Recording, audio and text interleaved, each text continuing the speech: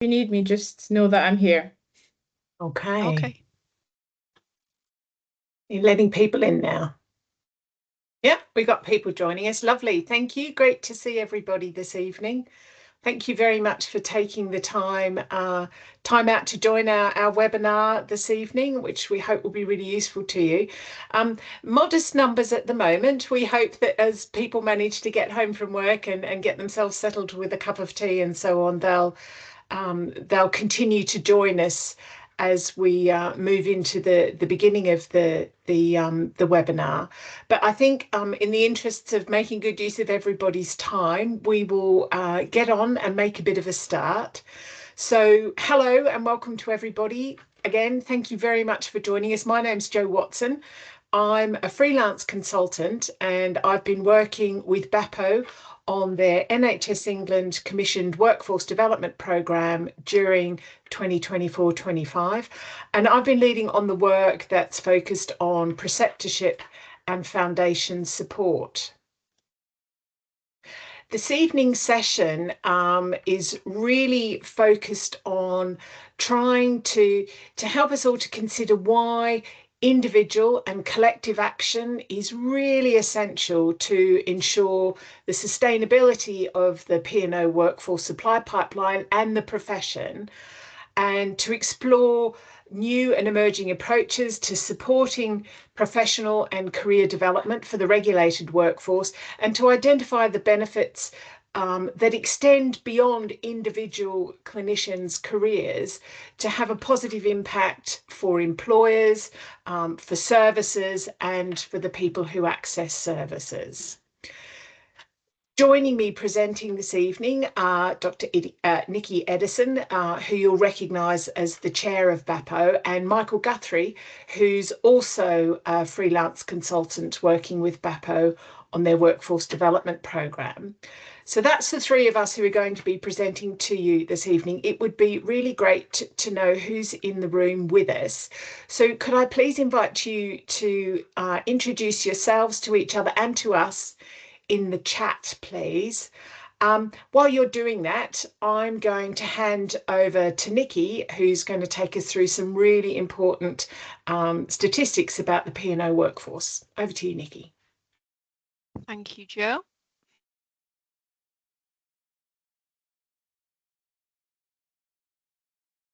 Okay, so as you're probably aware by now, BAPO recently conducted an in-depth UK-wide review of the P&O workforce.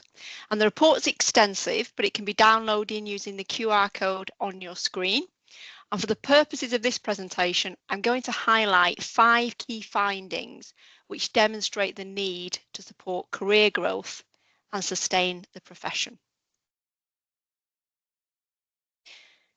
Key finding number 1, only 876 of the HCPC registered prosthetists and orthotists were found to be working within the UK P&O workforce. Now this is really important because we are the smallest allied health profession and our size is thought to be determined by the number of HCPC registrants. But our study indicated that the P&O professional workforce could be up to 25% smaller than the register indicates. The World Health Organization recommends 15 to 20 prosthetist and orthotist per million population, and that each prosthetist and orthotist is supported by 2 non-clinicians. So key finding number 2 is an additional 140 to 480 prosthetist and orthotists, and between 1100 and 1800 support staff are needed to meet the WHO recommended requirement. Key finding number 3 is 44% of NHS trusts and health boards and 57% of private companies who had P&O vacancies were unable to recruit following advertisement of the vacant posts.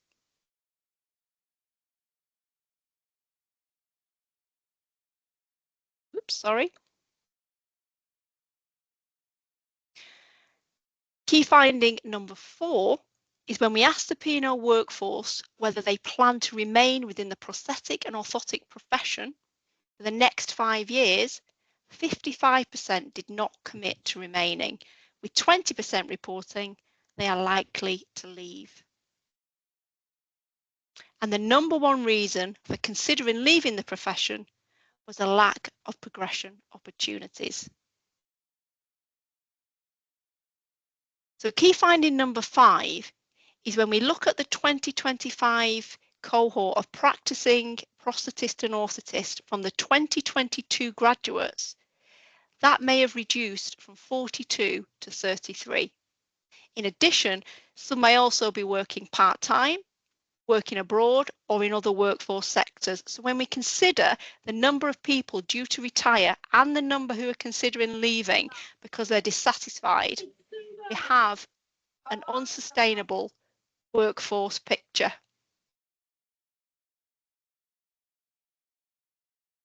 So the current P&O workforce is below the WHO recommended staffing levels.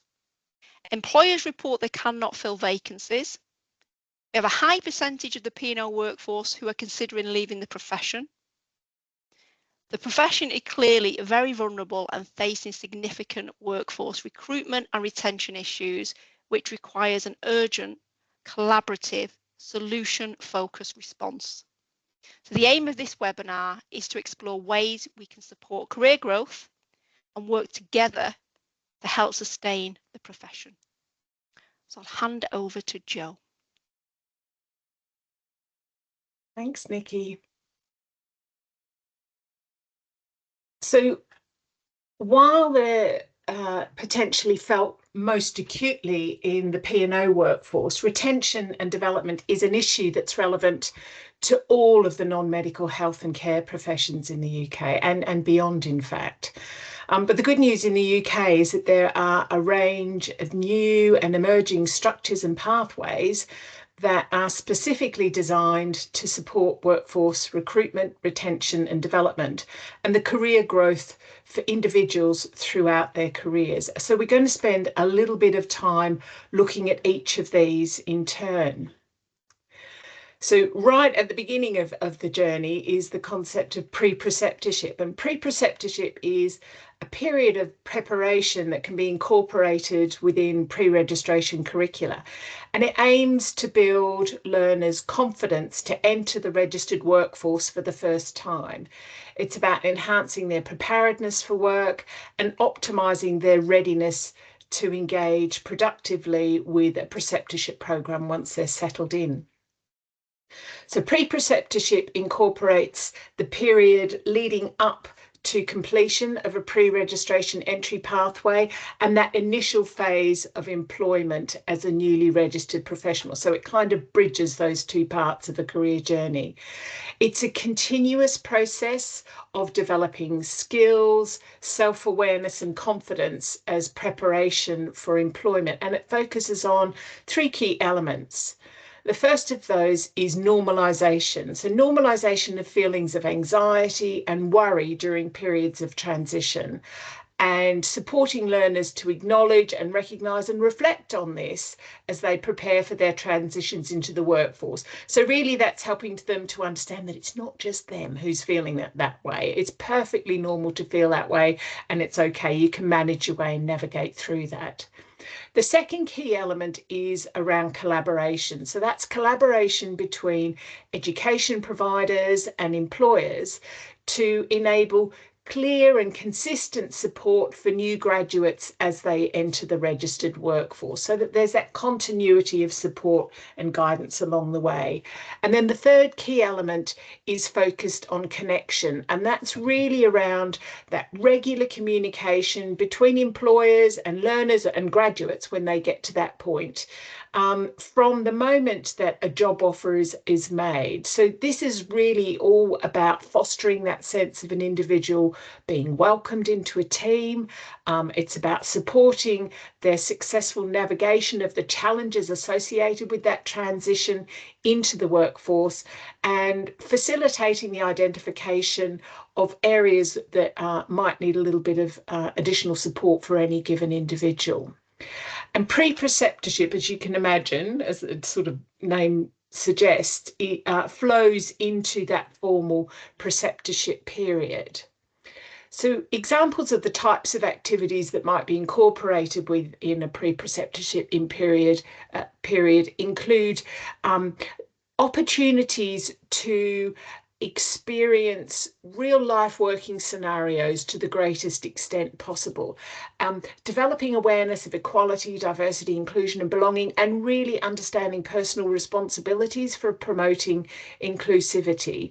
It's around support to develop CVs and covering statements and supporting learners and new graduates to prepare for interviews effectively, explaining what happens in the recruitment process and the expectations that are held of newly qualified practitioners, supporting them to recognise what that transition period might look like, what might they expect during the first 6 to 12 months of entering the workforce, and really clarifying what they can expect of a preceptorship period and how it might support them. So moving on to thinking about what preceptorship is, that's a period of individually tailored and structured support that's provided to healthcare professionals, in this case prosthetists, orthotists, during those key moments of career transition. Its purpose is to improve individuals' confidence. It's a very confidence-focused period, and it's supporting people to build their confidence as they move into their new role, to allow them to apply and develop their knowledge and skills to greatest effect, and therefore go on to achieve their full potential. In addressing those confidence issues, preceptorship supports recruitment, integration and retention of staff, and it supports workforce sustainability, the safety and effectiveness and quality of the services that are provided, and it enhances the outcomes and experiences of the people who are accessing services. It's worth noting that preceptorship can be a really valuable opportunity at various career points, not just in relation to the transition from pre-registration learner to new graduate. It might also be relevant to those who are returning to practice after a lengthy period of time away, for those who are moving into new sectors or settings for work, and for internationally educated clinicians beginning work in the UK for the first time. So key features of preceptorship include a commitment really to try to separate preceptorship from line management, so that it creates a safe space for people being quite honest about where their anxieties lie, where their confidence is lacking, and where they'd like a little bit of support. And it involves a really genuine close working partnership between the preceptee, the person who's receiving support, and an appropriately trained preceptor, the person who's providing them with that one-to-one guidance and support along the way. It recognises strengths and it sets goals around areas for development, but very much focuses on preceptee empowerment, giving them the reins of their own career, enabling them to take the steps that they need to take to address the areas that they need to develop, and making sure that they're allocated some time to do that. There'll be regular progress reviews using a range of different assessment approaches or evaluation approaches to see how things are progressing. There'll be a range of different types of opportunities, including shadowing colleagues, having supportive observation and feedback on their own practice, and input from others within the team as well. It doesn't all fall solely onto the shoulders of the preceptor. And the reasonable expectations that we can have of people as they're entering the workforce for the first time are really clearly set out in the HCPC standards of proficiency. So moving on to foundation support, this language might be unfamiliar, but I don't think the principles will be entirely foreign to most of you. Essentially, foundation support describes a matrix or a range of intersecting opportunities for ongoing professional and personal development across all 4 pillars of practice. So if preceptorship is confidence focused, foundation support is competency focused, and it provides those firm foundations on which careers can be built and supports development of a diverse workforce. So diverse in terms of the range of skills, experiences and expertise developed within a team, and in terms of retaining and developing a demographically diverse workforce that reflects the diversity of the populations that we serve. A really helpful thing about foundation support is it facilitates that timely upskilling of clinicians towards an enhanced level of practice, which Michael will explain a little bit in just a moment. But some of the key characteristics of foundation support really include that maybe this time it's more closely aligned with line management rather than separate from it, as preceptorship tends to be, but there's still the need to allocate time for people to be able to engage in those developmental opportunities. And the reasonable expectations that we're thinking about here really build on and move beyond level 5 level expectations in the BAPO career development framework, which we'll look at a little bit later on in the webinar. And as we said, it really is enormously helpful in supporting the breadth and diversity of skills that are established within a team, and also supporting the retention and the development of a demographically diverse team as well.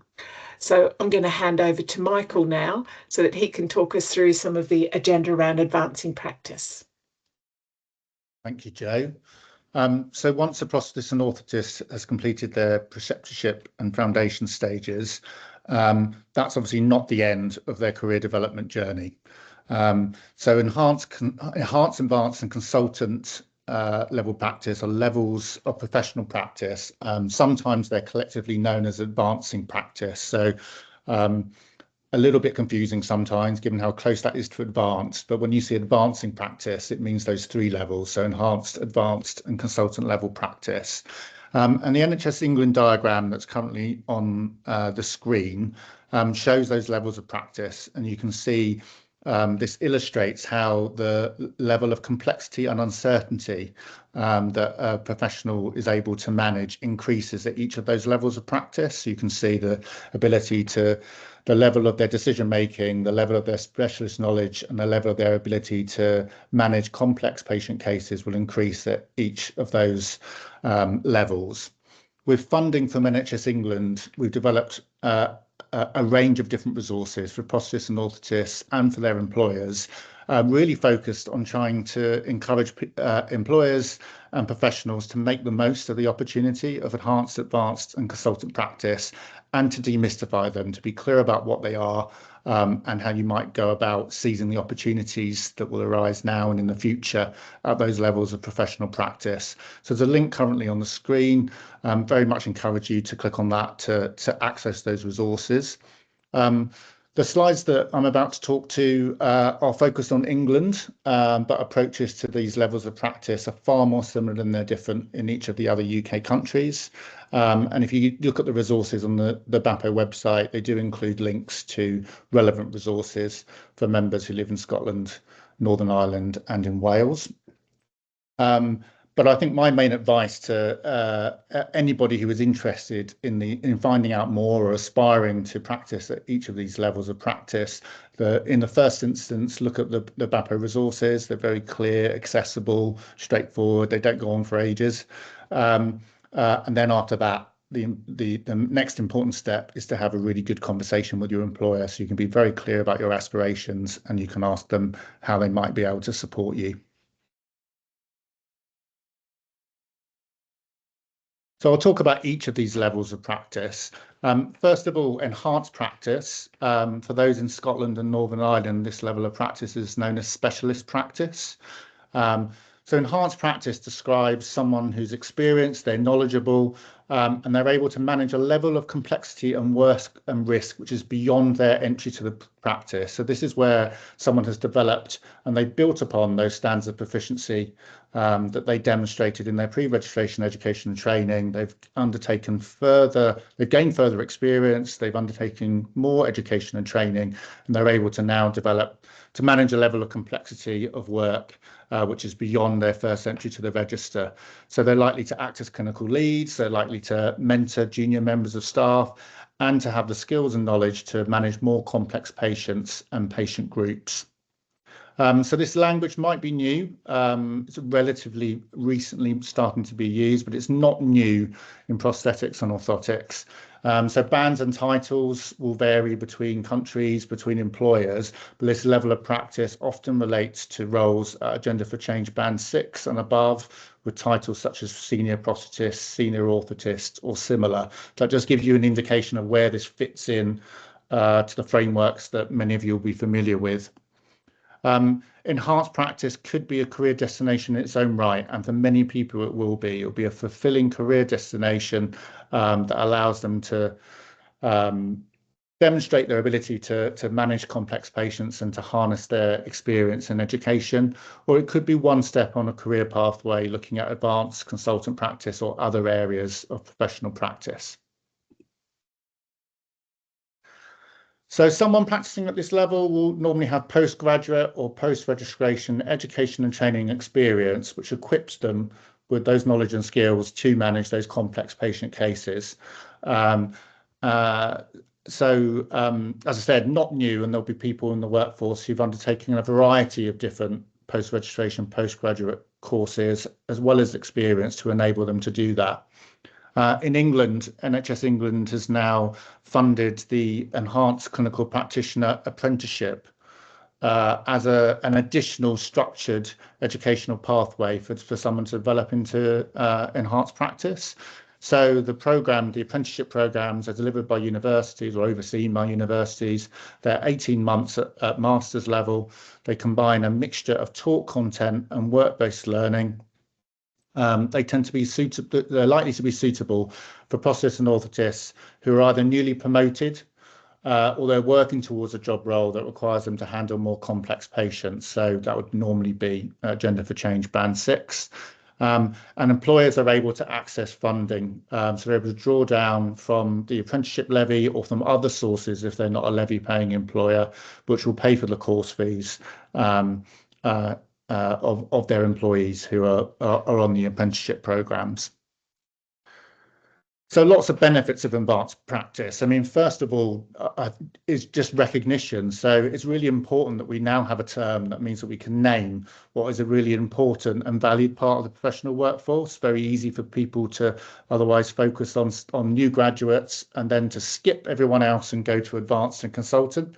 So important we've now got the language that recognises a really important valued part of the workforce. And by that, it means that this workforce can be part of local and national conversations on a consistent basis. Now this term is being used, BAPO and others and NHS England have got the language to have those conversations and to promote and support this really important part of the workforce.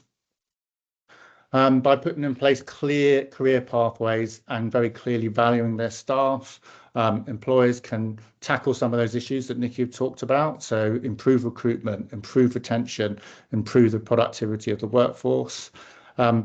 Having a more structured pathway, amongst others, available here and being clear about this workforce is really important around fulfilling professional careers so people will want to stay around because they're fulfilled in their daily career. And of course, ultimately, we also care about the fact this is equipping people to provide high quality care for patients and carers. So the next level up is advanced practice, which I'm sure most of you will be more familiar with. So this is kind of the next level, if you like, of the ability to handle that complexity and uncertainty. So advanced practice describes experienced and knowledgeable professionals who are able to practice with a high degree of autonomy with responsibility for complex decision making. So that means managing and taking responsibilities for whole episodes of care, often from the first presentation of the patient through to the end of the episode of their care. the ability to make critical patient care decisions, to order investigations, and to create comprehensive management plans. In each of the countries, there are competency frameworks, capability frameworks, which describe what enhanced practice looks like, which help kind of bring to light, I guess, or helps in understanding of what this level of practice looks like. So there is a framework in each of the UK countries, but they're far more similar than they're different. So we know that advanced practice is in its relative infancy at the moment in advanced practice, but as many of you know, it's increasingly well established in other professions that prosthetists and orthotists work with, such as physiotherapists and podiatrists. So how do you become an advanced practitioner? How do you start to practice at this level? So importantly, education and training in advanced practice has developed over time. So there'll be a variety of people who are across all the AHP professions practicing at this level, who have a variety of different education and training experiences.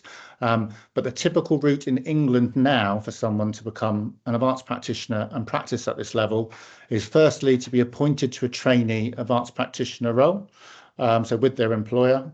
Whilst they're doing that, they undertake a 3-year master's degree in advanced practice, which addresses the required capabilities across all 4 pillars of professional practice. So whilst they're undertaking the kind of theory part of that master's, they're still working in the workplace, they're acquiring new skills, they're being supervised and supported to develop those capabilities, and importantly, to demonstrate them in their specific role and in their profession. Once they complete that education and training, they're then able to be appointed to a qualified advanced practitioner role and start practicing, and of course continuing to learn and develop in that role. So advanced practice education training is suitable for prosthetists and orthotists with substantial professional experience. By that I mean they would normally already have demonstrated their ability to practice at an enhanced level before progressing to the advanced level. Benefits of advanced practice for prosthetists and orthotists and employers, again, similar to those for enhanced practice. So first of all, the big potential of advanced practice is that it allows employers to transform services, so to do something different, to redesign how their care pathways work in order to better meet patient needs and ever increasing demand on services. Again, fulfilling career pathways means we can improve job satisfaction and retention of the workforce. And ultimately, this is all about improving access to high quality care for patients and their carers. Finally, consultant practice. So at the consultant level, the professional has the ability to make a significant contribution to services and systems at a strategic level. So it's the next level up in terms of managing complexity and uncertainty from advanced practice. So someone working at this level will normally hold or will be working towards a doctoral qualification. They'll be able to demonstrate high levels of clinical credibility in their field. They'll have substantial experience, expertise and standing, importantly at that strategic level. So that means demonstrating their impact both at a team level, for the organisation they work for, but also in the wider system. That often means they'll be demonstrating their impact locally, regionally and nationally. So they'll be demonstrating it in their local area, they'll be demonstrating it in their wider region, but they will also be demonstrating it at national level. So with NHS England, with their professional body, for example. And again, the whole idea about consultant practice is around professionally led, clinically orientated leadership of services and systems. So, and that has benefits for the workforce, for services, and for patients and carers again. So that provides just a brief overview of those levels of practice. Again, I would certainly encourage you to visit the BAPO website, click on resources at the top, and you'll find the advancing practice pages. But I'll hand over now to Jo. Thanks, Michael.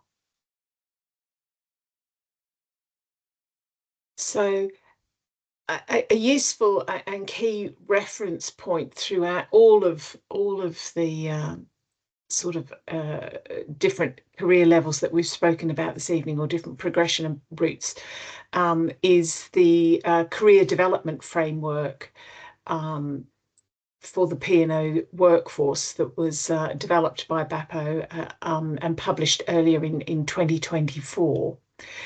It covers 9 skills for health career levels. So it doesn't directly align with the concepts of enhanced, advanced consultant level practice, for example, but you'll be able to see how it provides an incremental developmental supportive route to enable people to follow those opportunities as they emerge. It's mapped to educational levels, which will help you to make that link. And it also includes examples of roles that might be occupied at different career levels, which will also assist in that track across. So for the registered workforce, the focus is on career levels 5 to 9, and they're mapped to the HCPC standards for practice and to the 4 pillars of practice. So level 5 represents the skills that are expected of a new HCPC registered prosthetist orthotist. And you can see here how the summary of skills is mapped against the 4 pillars of practice. This is the full set for level 5, and you can find that on page 11 of the framework. I'll put a QR code there for you to snap if you want to, or there's some reference to the link where you can find it on the BAPO website. On pages 17 and 18, you'll find mapping of the HCPC standards of proficiency for prosthetist orthotists against the 4 pillars of practice, the first 8 of which I've captured for you here on the screen. So I guess all of this is really to say that there are robust and established benchmarks to guide what you can reasonably expect from a new graduate prosthetist or orthotist joining your team, and to help you support the career growth of your entire team as their careers progress and unfold. You can use the framework to collaborate with an individual to map the capabilities that they feel they can confidently demonstrate and that you feel they can confidently demonstrate, as well as to identify those that they need a bit of support with or they're yet to develop. And that can help to focus where those CPD opportunities and developmental opportunities need to lie. It bears repeating that consideration needs to be given to supporting your team and the broader workforce to develop across all 4 pillars of practice, not just the clinical and technical pillar.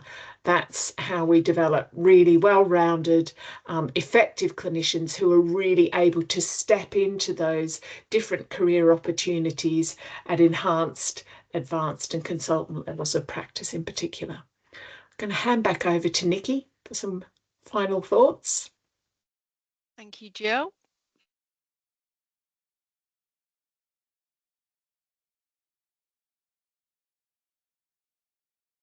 Okay, so we started this webinar with some concerning data around sustainability of the profession.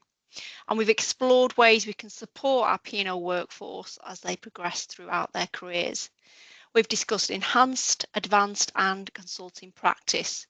But what we haven't discussed are the barriers which exist that might be preventing career progression. And BAPO is aware that the P&O employment landscape is complex and it's not without its challenges. BAPO is exploring how training and education can be embedded and protected in our service contracts. And we're also making contact with chief AHPs across the country, making them aware of their responsibilities for our contracted staff, as well as staff employed directly by the NHS. And we've worked tirelessly over the last 12 months to raise the profile of the profession at a national and a regional level. And we've delivered dedicated career resources and events to raise the awareness of our profession. We've delivered guides on enhanced, advanced and consultant practice, which Michael talked to you about earlier, amongst a wealth of other guides and resources to empower our profession. But ensuring our profession is sustainable and our people enjoy a varied and rewarding career is not the sole responsibility of BAPO. It's going to take a profession and an industry-wide collaboration. We all have a vested interest in it and a responsibility for both promoting the profession and ensuring its sustainability at the very least. But what we really want is to watch it grow and flourish.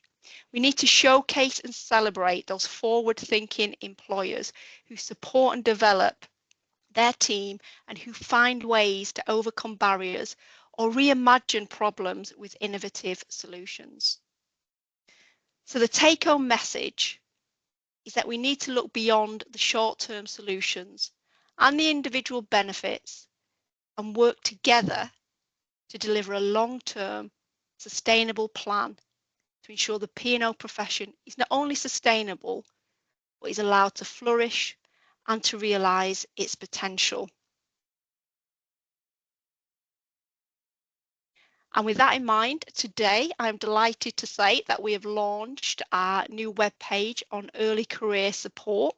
And this brings together a wide range of information and resources to facilitate the provision of high quality early career support spanning the preceptorship and foundation support periods that Joe talked you through earlier on. Now, it does say on this screen here that the website here is protected, but that's because we took this screenshot when it hadn't gone live, but it is now live and available for you to look at and download all the resources.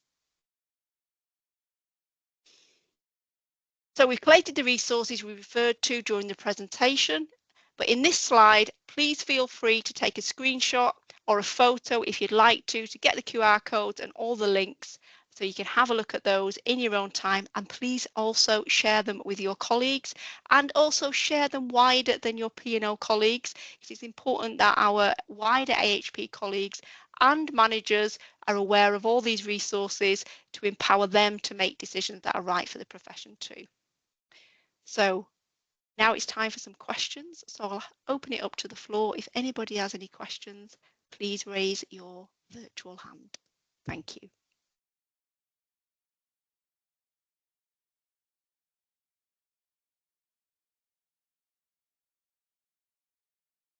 Ooh. Is that thinking space, or have people been stunned into silence? Anyone got any thoughts or comments to offer on what they've heard this evening?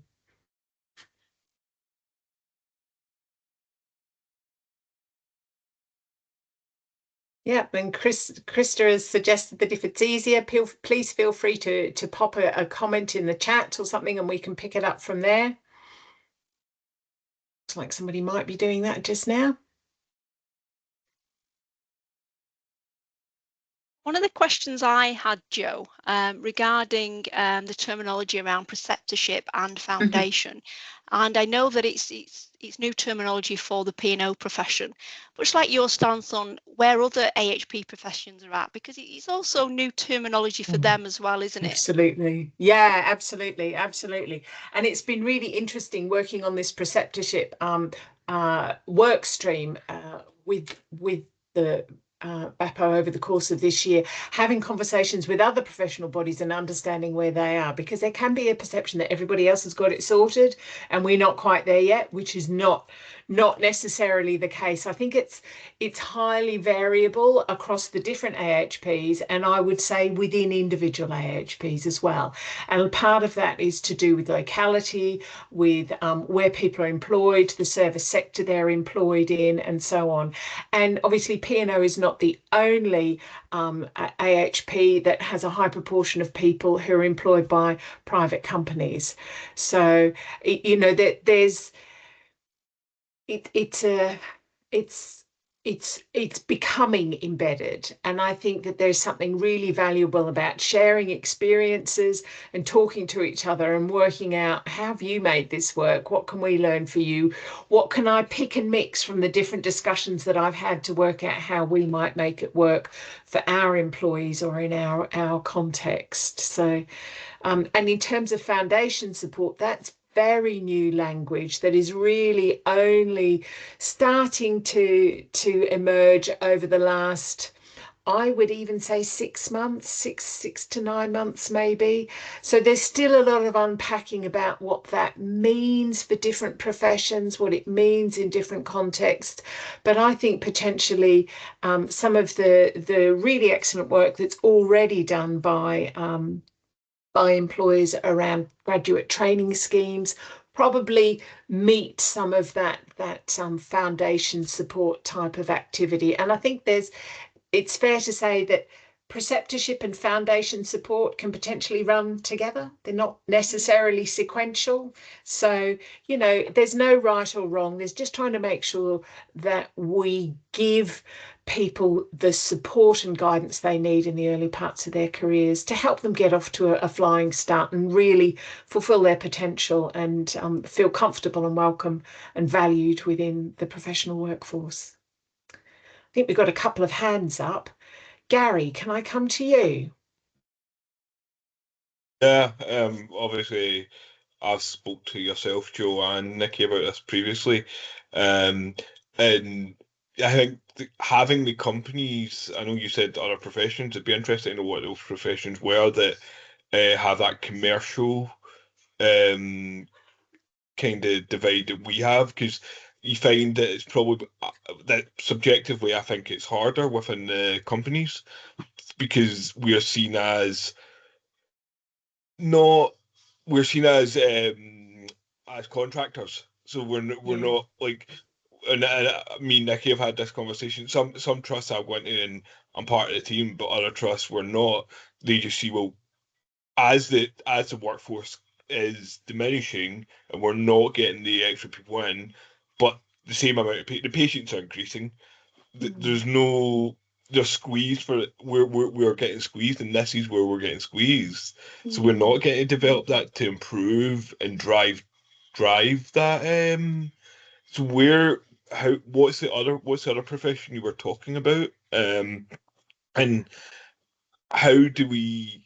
Because we can give guidelines, but getting it mandated to be included it seems to be harder. I think that's a question for the two of you.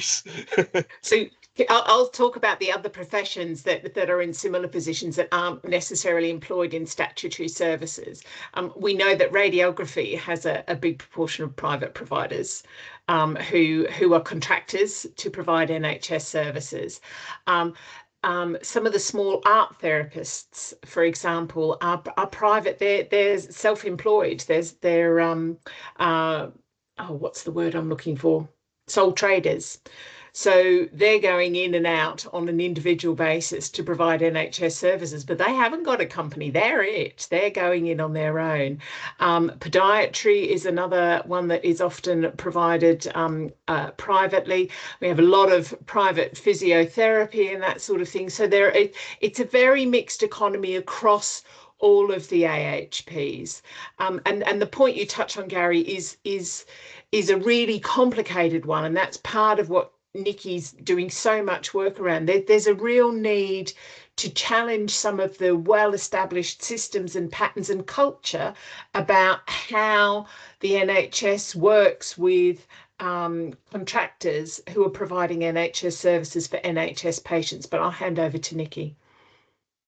Yeah, and I was going to say, Jo, I mean, you and I have had conversations with our radiography colleagues and to understand where the synergies are with the experiences, and there are synergies there. So it isn't just P&O that experience this. We've also done a lot of other work around trying to connect with chief HPs, both at a trust level and regionally.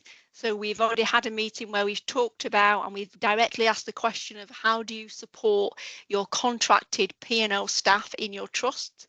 And there was a lot of responses of, not really thought about that. So it's a lot of, not knowing what they don't know and having those conversations. We've got a meeting on Friday with the regional chief HPs to ask the same question and to ask how they can support our contracted staff.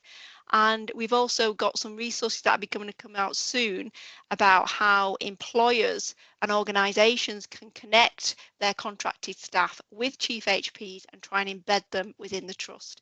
And underpinning all of that is the work that we're doing around the contracts and ensuring that education and training is embedded in there, but not just embedded in there, but it's also measured as well. So it's an important metric within those contracts. So there's a lot of work going on around that. Yeah. And I guess the reality is that, you know, it's not going to be a big bang fixed by Friday lunchtime type affair. No. It's going to take time and it's going to take collective effort. And that's part of what you were talking about to begin with, isn't it, Nikki? That, you know, everyone has a vested interest in this. So everybody has a role to play in trying to shift the culture and shift the narrative and make those connections and develop those relationships so that we can see lasting change that benefits everybody involved. And I think also, Jo, I think, you know, an important message really is the understanding that, you know, as a profession, I think for quite a long time we've waited for the cavalry to turn up without realizing that we are the cavalry, and we are the ones that are going to be making that change together. And if we create these resources as a professional body, that's just the beginning. You know, it's going to take profession-wide embedding them within your own trusts, within your own organisations, the individuals to go and have those conversations with the chief HP following the conversations that we've had. So it's a whole collective response to this, which I think is the culture that Jo talked about earlier on. Thanks. We've got a question from Jonathan Booth. Thank you. I really welcome this from BAPO, and thank you, Jo, Nikki, and Mike for all your hard work on this. I'm Associate Director of AHPs, and I'm not I'm a music therapist by background. So again, one of the smaller AHPs, and like the person was just saying before, we have 85, if not 90% of our music therapists work outside the NHS. So actually, we're in very similar places as a profession, and I'm really looking forward to sharing your guidance with BAMP, our professional body, to say, look, we can do this. We can figure out how this works for us when we straddle, NHS services and private and freelance work. So thank you for that. But I did have a question as well. Within my role, I'm also really lucky to have a prosthetics and orthotic service that is solely within the NHS on the Isle of Wight, and they're a fantastic team. But we're exploring this advanced practice space and what it looks like. But one of the blocks we've come up with is, or one of the barriers is, a lack of a suitable advanced practice masters. And I was just wondering if you've got any advice on that, of one that really ticks the boxes for what our clinician needs at that stage. Michael, do you want to pick that one up? I can, yeah. Jonathan, what have you been talking to education providers? What's your concern, I guess? What have you found when you've looked at the masters that are available? So I suppose our concern has been that they've been very generic physical health orientated, rather than having anything that's been tailored or added. Yeah, that'd be suitable for a P&O to go on, really. Sure. So, I mean, I guess you've got obviously there's been a lot of work has gone in from NHS England, I guess, around accrediting the masters programs to try and get them up to a baseline level, or demonstrate a baseline level of capabilities. Everyone's coming out on the same capabilities, but as you say, it's important when someone completes a masters that they're able to demonstrate those capabilities in relation to their job role, their area of practice, their profession. And some, I guess, the accredited masters tend to be a mixture of kind of so-called generic programs that are open to a range of professions, and some which are more focused on particular pathways and areas. I guess in the first instance, you may well have already done this. I would encourage you to talk directly with the education providers, because I think sometimes what can look very generic may not may not necessarily need to be in reality, because the way in which they can deliver that program and how they can make sure that it integrates with work-based learning, there is flexibility in how they do that, I guess. But Nikki, did you want to come in? Yeah, I was just going to say, Jonathan, sometimes what I'm finding the real barrier is for advanced practice for P&Os is a real lack of understanding of their transferable skills and what they can add to the service and the system. So I think when we're saying P&O specific, it may be that we're looking for P&O specific because we don't realise how their skills can be transferred like the other allied health professions. I think a good place to start would be the guide that Michael wrote last year, which we published, because they've got case studies of some of our advanced practice orthotists in there and the role that they've taken and how they got there. So we've got some examples of that. But I find the barrier is not understanding the role in the first place. So that might be worth considering. Okay, thank you. Okay, thanks. Abby, have you got a question for us? So yes, mine is a similar topic, but this year there was an issue with Keele University, because it's listed as that's the master's program to go to. There was an issue, so they were debating whether to cancel the program, so it's a bit unpredictable, to say the least.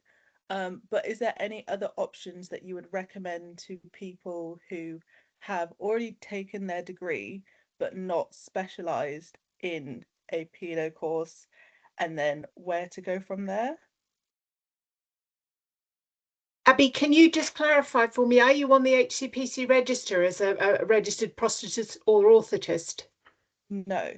So you're looking for your pre-registration entry route into the profession? Yes, because all information online is unclear as to what to do if you've already taken a degree and you don't want to repeat your degree. So you've got a bachelor's degree already and you'd like not to do another bachelor's degree, you'd prefer to do a master's degree now. That's fair enough, I think. I think the as far as I'm aware, the only education provider in the UK that does currently provide masters pre-registration masters level is Keele. And I know that they have recruited and they're running a cohort this year. So that's the only like university-based approach to doing it. I guess the alternative might be to consider doing a degree apprenticeship. That would still be a level 6 degree, so it would still be a second bachelor's degree, but it at least wouldn't be university based. If you were looking for something a little bit different, you'd be an employee learning on the job and earning your second degree via that route. Nikki, I don't know if you've got any other advice to offer Abby? No, I think you've covered it there, Joe. The Keele programme is the only master's pre-reg course that we have in the UK, and the course is definitely going ahead this year. The cohort have started, so I suggest if that's the route you want to go down in the first instance, contact Keele and have a discussion with them. So yeah, that's the only one at the moment.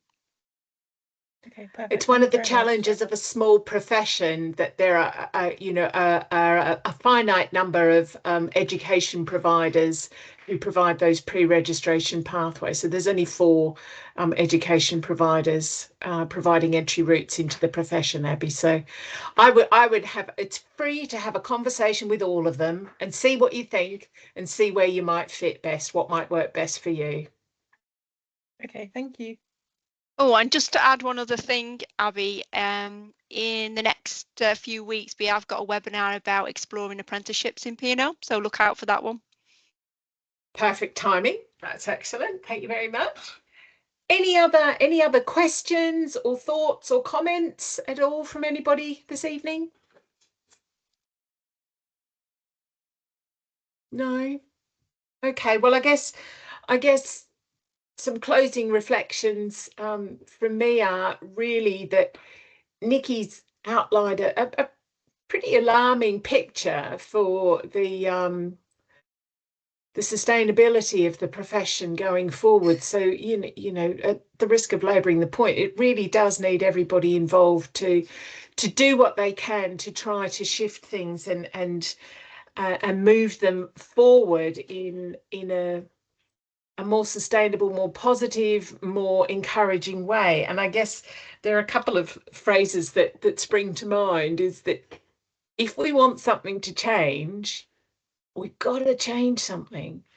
We can't continue to sit back and wait for the cavalry to arrive and make the change for us. If we can't necessarily control everything, none of us in our individual little corners of the world can reshape everything in the way that we'd like it to be, but we can all take some action that makes a change. And if everybody takes some action, all of those little pieces of the jigsaw puzzle start to fit together and start to gain a momentum and a groundswell that is bigger. That, you know, the sum is greater than the whole is greater than the sum of the parts. Sorry for tripping over my tongue there, but that's it. You know, the whole is greater than the sum of the parts. If each of us makes a small change, does what we can, then it can have a much bigger net impact to positively influence the future of the profession. The second little nugget I would like to leave you with is it doesn't have to be perfect. Whatever you do doesn't have to be perfect. It doesn't have to be the gold-plated, fur-lined, ocean-going version of events. Just start where you are, use what you've got and do what you can. Just make the first step, make the first change that you can realistically make, given your context and resources, and then do the same thing again down the line when you've got a little bit more wriggle room.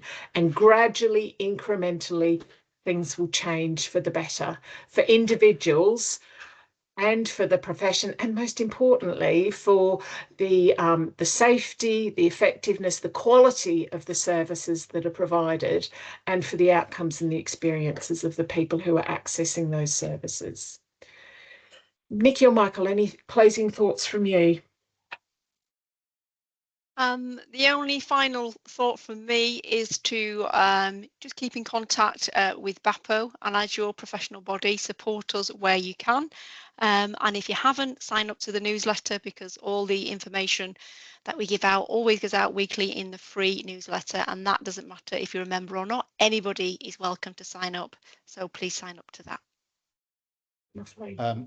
And for me, I think both the Prosthetists and Orthotists and employers, it's about making the most of enhanced, advanced and consultant practice, and that's what the focus of resources is. In particular, we want to encourage employers to really think about what the opportunities are and how they can seize them, and we want prosthetists and orthotists to be active in their own career development and be actively having those conversations with their employers to drive that change. Excellent. Thank you all very, very much for giving up your time to join us this evening. I hope that it's been valuable. Do check out some of the resources that we highlighted in the slides earlier today, or go over to the BAPO website and just have a good ferret about, because there's loads and loads of really excellent resources already on there, and there are still some in production that will be added as time goes forward. So thank you all again very much for joining us this evening, and enjoy the rest of your evenings.